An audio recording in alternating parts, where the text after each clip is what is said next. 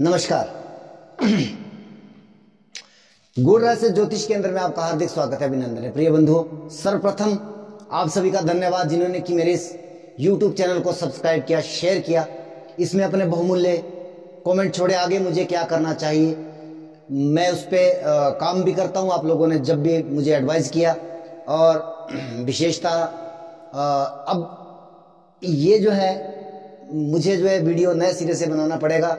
मैं वृषभ लगन और राशि के लिए और मिथुन लगन और मिथुन राशि के लिए मुझसे बहुत बड़ी मिस्टेक हो गई है, वहाँ पे बहुत बड़ी गलती हो गई। मैं बहुत सारे कॉमन पॉइंट वहाँ पे छोड़ गया, इसके लिए आप मुझे क्षमा करेंगे।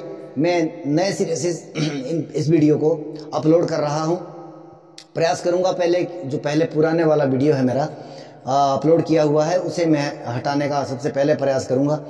तो आइए प्रारंभ करेंगे। सबसे पहले एक जेन्युइन प्रेडिक्शन किस तरह की कि शनिदेव अपना राशि परिवर्तन कर रहे हैं 17 जनवरी 2023, और इसका गोचर जो है लगभग 2.25 वर्ष, इनके 19 मार्च 2025 तक रहने वाला है अपनी मूल त्रिकोण राशि कुंभ में। मकर में अभी तक ये संचार कर रहे हैं। अभी 29 अप्रैल 2022 से 12 जुलाई 2022 के मध्य में भी एक ट्रांजिट इनका कुंभ में हुआ था, लेकिन फिर पुनः वक्री होकर के वापस मकर राशि में आ गए थे। उस समय में आपने ट्रेलर देखा, उस समय में क्या क्या घटनाएं आपके साथ हुई और वहां से वो छूटी है। अब ये गोचर जो पूर्णतः होने वाला है, अब इसका क्या परिणाम रहने वाला है। मेरे इसमें 2 से 3 सेशन रहने वाले हैं। जैसे कि सबसे पहले मैं इसमें बात करूंगा कि किस ग्रह के ऊपर से ट्रांजिट हो रहा है, और आपके शनिदेव का बहुत महत्वपूर्ण गोचर होता है, राहु, केतु, गुरु और शनि का, क्योंकि ये 4 बड़े ग्रह हैं जो पूरे साल भर की फलित गोचर का वो तय करते हैं। आपका जीवन में कौन सा इवेंट होगा, विवाह होगा नहीं होगा, संतान होगी नहीं होगी, आपका बिजनेस व्यापार चलेगा दौड़ेगा ठप होगा, ये सारे इवेंट जो है ये 4 ग्रह, 4 बड़े प्लेनेट तय करते हैं। अन्य जो 5 ग्रह हैं जिनका कुछ समय के लिए ट्रांजिट होता है, वो एक पिन पॉइंट लेकर के आते हैं कि किस महीने में होगा, किस समय में होगा और किस दिन होगा। ये जो है वो अन्य 5 ग्रह तय करते हैं, लेकिन कौन से साल में होगा ये 4 ग्रह तय कर देते हैं। दशाएं अंतर्दशाएं वो आवश्यक ही देखना चाहिए। तो आइए सबसे पहला कॉन्सेप्ट जो है, मेष राशि का वीडियो मेरा अपलोड हो चुका है, किया तो मैंने वृषभ और मिथुन का भी, लेकिन वहां पर मुझसे थोड़ी सी मिस्टेक हो गई, इसलिए मुझे नए सिरे से ये वीडियो अपलोड करना पड़ रहा है। तो आइए सबसे पहले एक ऑल ओवर प्रेडिक्शन जो सभी राशि और सभी लग्नों के लिए रहने वाली है। अगर आपके 2 से ज्यादा ग्रह कुंभ राशि में बैठे हैं तो एक अलग कॉन्सेप्ट रहेगा, हालांकि आप उसको मिलाने का प्रयास करिएगा। अगर मान लीजिए 2 ग्रह बैठे हैं, 3 ग्रह बैठे हैं, 4 ग्रह बैठे हैं कुंभ राशि में, आप अपने नेटल चार्ट को खोलिए, अपना जो लगन चार्ट है उसमें देखिए कि आपकी इस समय आपकी जो जन्मकालीन कुंडली है उस समय में आपकी 11 नंबर यानी कि कुंभ राशि में कौन सा ग्रह जो है वो बैठा हुआ है, क्योंकि उसके ऊपर से शनिदेव का गोचर हो रहा है। शनिदेव कर्म के कारक है। ये हमारा लगन भाव होता है, ये हमारा लगन भाव है, ये हमारा लगन भाव है। और इस खाने में जो अंक लिखा है यानी कि 1 से लेकर 12 तक, यानी कि मेष, वृषभ, मिथुन, तो ये क्रम से आप इस बात को समझने का प्रयास करिए। अगर यहाँ पर 1 लिखा है तो आपका मेष लगन है, 2 लिखा है वृषभ, 3 लिखा है मिथुन, 4 लिखा है कर्क, इसी प्रकार से इसका क्रम आप समझने का प्रयास करेंगे। दूसरा कॉन्सेप्ट क्या है, राशि। राशि चंद्रमा से देखी जाती है। आपका चंद्रमा कहीं पे भी बैठा है, अष्टम में, द्वादश में, कहीं पे भी बैठा है, किस नंबर पर बैठा है अगर 1 नंबर पर बैठा है मेष राशि, 2 नंबर पर बैठा है वृषभ, इसी प्रकार से आप उसको क्रम को समझने का प्रयास करिएगा। तो जब मैं लगन की बात करता हूं तो इस भाव को चेक करिएगा, और जब मैं राशि की बात करता हूं तो जहां चंद्रमा आपका बैठा है उस राशि को आप अपने नोट डाउन करके रखिएगा। और अभी जो मैं बात करने जा रहा हूं दोनों प्रकार के कॉन्सेप्ट के लिए, 12 के 12 लगन, 12 के 12 राशियों के लिए करने जा रहा हूं।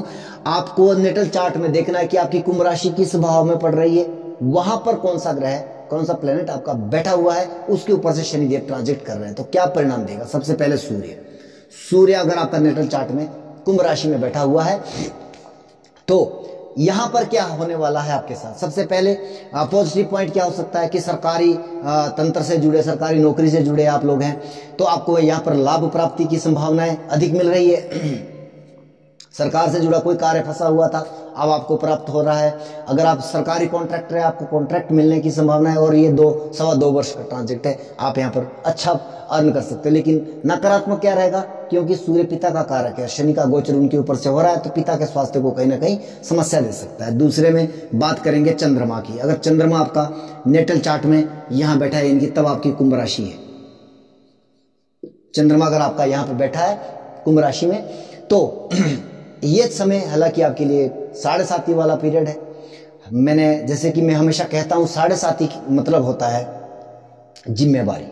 आपको जिम्मेवारी नहीं, कोई जिम्मेवारी आपके पास आ सकती है। जैसे कि मैं कई बार इस बात को उदाहरण देता हूं कि एक व्यक्ति है, वो प्रिंसिपल नहीं है कॉलेज में, अध्यापक है, साधारण अध्यापक है, लेकिन क्या हुआ कि वहां से प्रिंसिपल की ट्रांसफर हो गई और वहां पर जो है आपको क्योंकि आप सबसे सीनियर हो, आपको प्रिंसिपल की कुर्सी पर बिठा दिया जाता है, जबकि आपको सैलरी लेक्चरर की मिल रही है और काम आपको प्रिंसिपल वाला करना पड़ रहा है। इस तरह की जिम्मेवारियां जो 7.5 और 2.5 के समय में आपको फेस करनी पड़ती है। जैसे कि अब मान लीजिए घर में आपका कोई मुखिया है, वो या बाहर चला गया, या उसका स्वास्थ्य खराब हो गया, या भगवान ना करे उसकी वो इस संसार से ही चला गया, आपके ऊपर अचानक जिम्मेवारी आ गई। वो 7.5 है, वो 2.5 है। इसकी जिम्मेवारी वो आपको मानसिक परेशानी करता है। अब होगा, अभी तक आप जो जिन जिम्मेवारियों से भाग रहे थे वो आपके ऊपर पड़ने वाली है, तो आपके साथ इस तरह की परिस्थितियां रहेगी। अब इसके बाद बात करते हैं मंगल की। अगर नेटल चार्ट में आपका मंगल यहां पर बैठा है कुंभ राशि में, तो खास करके आप ऊर्जावान रहने वाले हो, आपका शरीर काफी ऊर्जावान रहेगा, काफी स्ट्रगल करना पड़ेगा, मेहनत आपको अधिक करनी पड़ेगी। कहीं ना कहीं स्वास्थ्य को लेकर के आपको चिंता जरूर करनी चाहिए। आपको रक्त संबंधी विकार हो सकता है, आपको चोट चपेट लगने की संभावना बनती है, तो आपके लिए यह समय थोड़ा सा इस तरह का मुश्किलें लेकर के आ रहा है। इसके बाद करते हैं बात बुध की। बुध अगर आपका यहां पर है, बुध वाणी का कारक है, बुद्धि का कारक है, ज्ञान का कारक है, टेक्नोलॉजी का कारक है। तो इन सभी चीजों में ये, क्योंकि शनि कर्म का कारक है, और देखिए शनि ऑल ओवर कर्म का कारक है। हर प्रकार का कर्म, अच्छा बुरा, चोरी डकैती, सच्चाई बुराई, विवाह शादी गमी, हर एक कारक शनिदेव, कर्म का कारक शनिदेव। लेकिन जब एक पर्टिकुलर कर्म की बात आ जाती है तो वहां पर अन्य ग्रह के कारकत्व आ जाते हैं। जैसे विवाह का कारक हमें गुरु मानते हैं, तो जब गुरु और शनि का दृष्टिगत संबंध बनता है या कुछ भी, वो मैं इस कॉन्सेप्ट में आपको क्लियर नहीं कर पाता हूं, क्योंकि विद्यार्थी जीवन की बातें हैं, आम आदमी इस बात को नहीं समझ सकता है। लेकिन तभी आपका विवाह हो सकता है, संतान तभी आपकी हो सकती है जब वो उस कर्म से टकराएगा।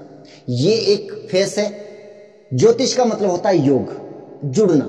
जब तक ये जुड़ेगा नहीं, बोलते ना अकेला चना जो है वो भाड़ नहीं फोड़ सकता है, तो इसलिए ज्योतिष में खेल होता है सारा योग। तो ये जब गोचर में इस तरह का योग बनाता है तो वहां पे आपके इवेंट होने की संभावना बनती है। बैंकिंग सेक्टर में हो आप अगर टेक्नोलॉजी की फील्ड में हो, आपको लाभ प्राप्ति हो रही है।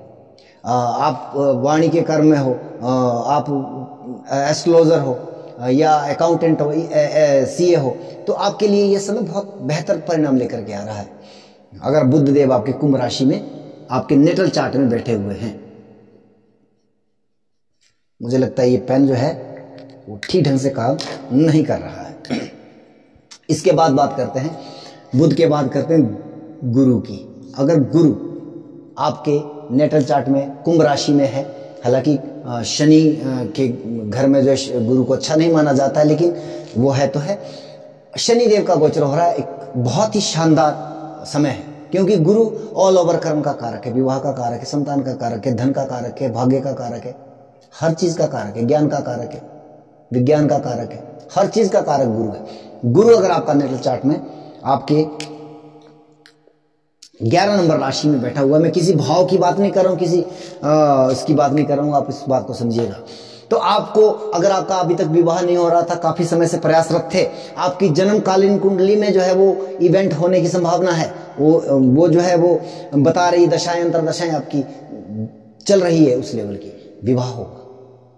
अगर संतान नहीं हो रही थी, कंसीव करना चाह रहे थे, बहुत समय से प्लानिंग कर रहे थे, संतान होगी। अगर इवेंट कुंडली के अंदर है, अगर दशाएं अंतरदशाएं उसके लिए वो ऑथराइज कर रही है, मतलब उसके लिए जो है वो इवेंट को जो है देने की बात कर रही है, आपके संतान होगी। धन आदि लाभ, ये सब चीजें जो है आपके साथ अच्छे तरीके से रहने वाली है। शनि का ट्रांजिट इतना खराब नहीं है जितना लोगों ने इसको बना दिया है।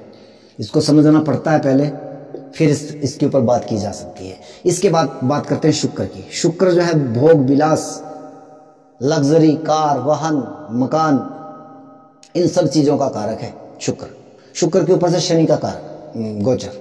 तो आपके जीवन में अगर आप नया वाहन लेना चाहते थे, नया मकान बनाना चाहते थे, कुंडली भी आपके लिए इशारा कर रही है, दशाएं अंतरदशाएं भी, अब तक क्यों नहीं बन रहा, कारण शनि का गोचर अब हो रहा है, आप जो है वो कार्य आपका सफल होगा।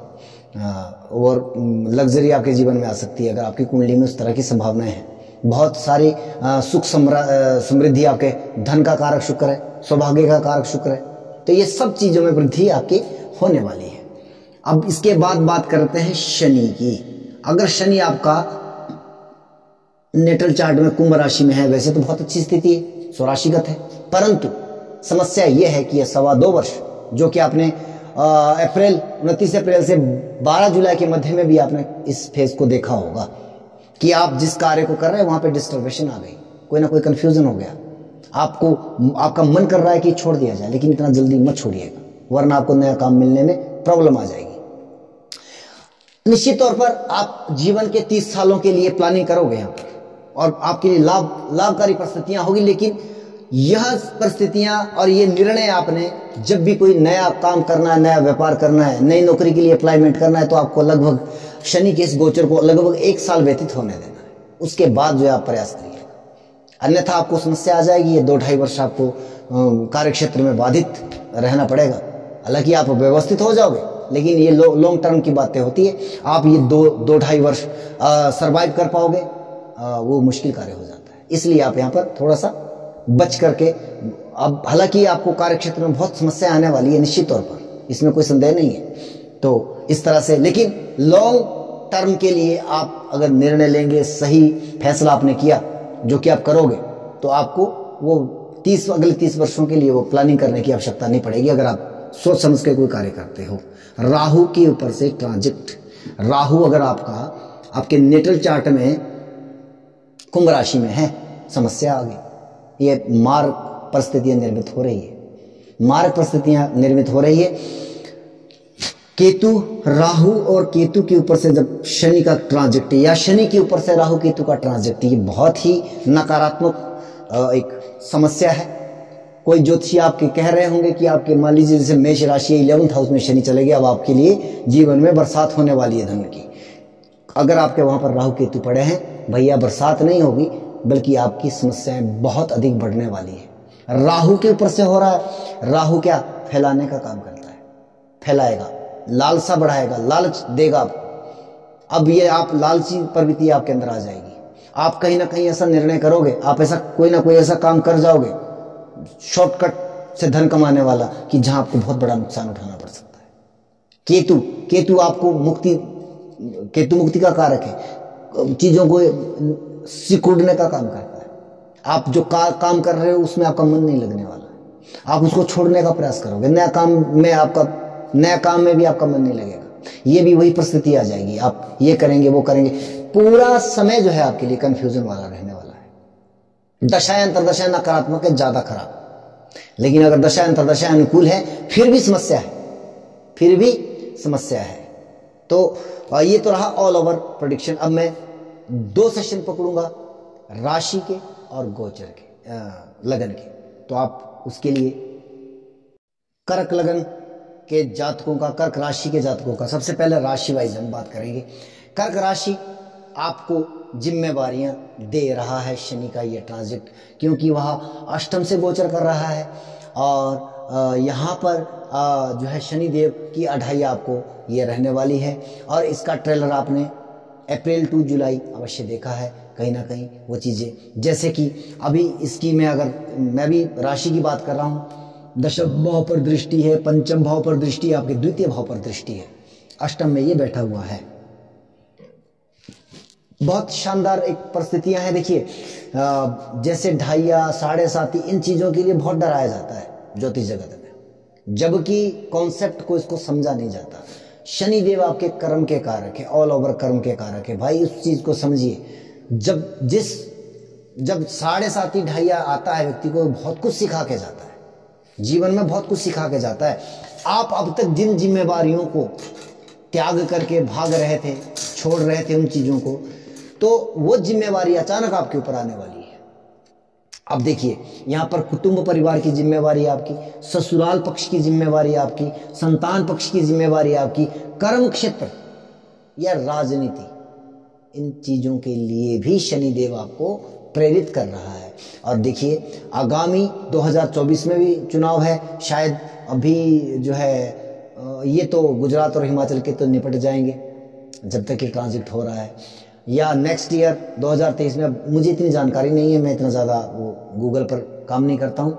तो अब ये राजनीति से संबंधित भी आपको जिम्मेवारी दे सकता है। आपने बहुत सारी, देखिए शनि का ट्रांजिट अगर आपको समझना है, उसको बहुत सारी स्थितियों को समझने की बात करते हैं। कुटुंब परिवार, या तो आप अब तक कुटुंब परिवार एक ज्वाइंट फैमिली में रह रहे थे, अचानक परिवार में कुछ इस तरह का माहौल बन गया कि आपको सेपरेट रहना पड़ रहा है। अभी तक आपके ऊपर ये जिम्मेवारी नहीं थी, आपको ये पता नहीं था कि आटा कितने का आता है, चावल कितने का आता है, दाल, घी, शक्कर, गुड़ आदि ये चीजें, इन चीजों की आपके ऊपर कोई जिम्मेवारी नहीं थी अब तक कोई। और हालांकि कमा रहे थे आप, काम आप कर रहे थे, लेकिन इन सब चीजों का बायोडाटा किसी और के पास था, वो जिम्मेवारी निभा रहा था। अचानक उस व्यक्ति ने कहा कि आप अलग रहिए, आप जो है अपना काम स्वयं करिए, तो आपके ऊपर वो जिम्मेवारी आ गई। दूसरी बात ये हो सकती है कि ये जो अब तक जिम्मेवारी निभा रहा था, या तो वो घर छोड़ करके चला गया, बाहर चला गया नौकरी पेशे में, या कहीं पे भी बिजनेस वगैरह में सेटल हो गया, या भगवान ना करे दुर्घटना आदि इस तरह की कोई परिस्थितियां हो गई, तब आपके ऊपर जिम्मेवारी आ गई। ये कुटुंब परिवार की बात है। बच्चों को अभी उसी प्रकार से आप समझ लीजिएगा। तो संतान की जिम्मेवारी भी अचानक आ सकती है आपके ऊपर। तो या हो सकता है स्वास्थ्य बच्चों का कहीं ना कहीं खराब हुआ, तो उसकी जिम्मेवारी, उसको देखना, उसकी देखभाल, ये सब चीजें जो है वो साढ़े साती में होने वाली है। राजनीति का कर्म क्षेत्र, कार्य क्षेत्र, अब तक आप जिस कार्य को करना नहीं चाह रहे थे, आप उससे भाग रहे थे, अब तक आपके पिताजी, बड़े भाई या कोई और कर रहा था, अब अचानक उन्होंने कहा कि भैया आप ऑफिस में बैठिए, आप ये काम करिए। या राजनीति में अचानक, जैसे कई बार होता है ना कि किसी का पिता सीएम होता है और वो अचानक वो डेथ हो गई, या बम ब्लास्ट हुआ है, कुछ भी फिल्मों में आप जैसे देखते हैं, तो अचानक उसके बेटे के पास लोग आ जाते हैं कि भैया आपको उतरना पड़ेगा। तो वो अचानक अष्टम भाव, अचानक आपको वहां पर राजनीति में आना पड़ेगा। हार जीत तो डिपेंड आपके लगन चार्ट के ऊपर डिपेंड करता है। मैं आपको एक डेफिनेशन बता रहा हूं कि साढ़े साती क्या कर सकती है, साढ़े साती की जिम्मेवारी किस तरह से निभा सकते हैं। तो इस तरह की स्थितियां यहाँ पर, सॉरी अढ़ाइया, साढ़े साती, ये जो कॉन्सेप्ट है एक तरह का ही परिणाम दे के आते हैं। तो इस तरह की परिस्थितियां आपके साथ होने वाली रहेगी। ससुराल, अष्टम भाव आपका ससुराल है, वहां की जिम्मेवारी आपको दे देगा कोई। जैसे कि अब तक ससुर जी थे, उनके कोई आगे संतान बेटा नहीं था, तो हो सकता है कि दामाद को कई बार वहाँ की जिम्मेवारी सौंपी जा सकती है। या आप अगर आप जाति का हैं तो ससुराल में अब तक सास आपकी थी, वो जिम्मेवारी संभाल रही थी, सास ने अचानक तिजोरी की चाबी आपके हाथ में दे दी कि बेटा तू संभाल।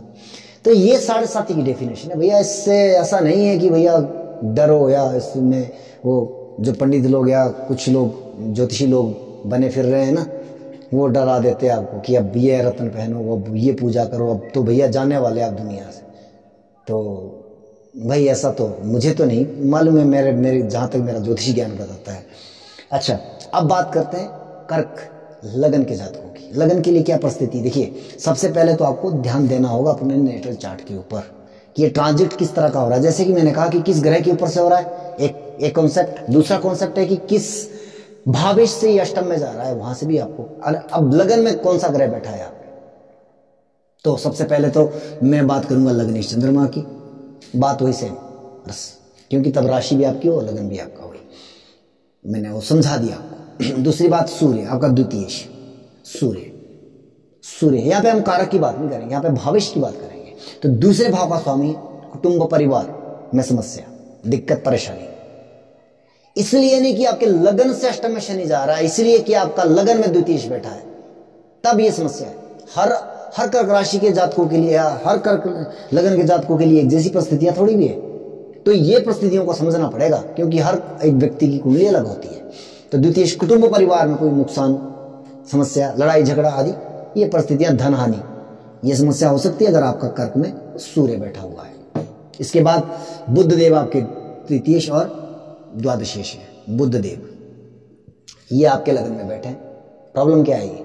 छोटे भाई बहनों से मतांतर, समस्या, या मेहनत अधिक करोगे, लाभ कम प्राप्त होगा। द्वादश भाव अनिद्रा जैसी स्थिति, नींद कम आएगी। शैया सुख है ना हमारा, या अगर आपका कोई कोर्ट कचहरी से जुड़ा मामला है, मैटर वहाँ का है कुछ, तो भी समस्या आपको यहाँ पर हो सकती है। या आप बीमार हो जाओ, हॉस्पिटलाइज हो जाओ, इस तरह की स्थिति आपके साथ ये शनि का ट्रांजिट देने वाला है।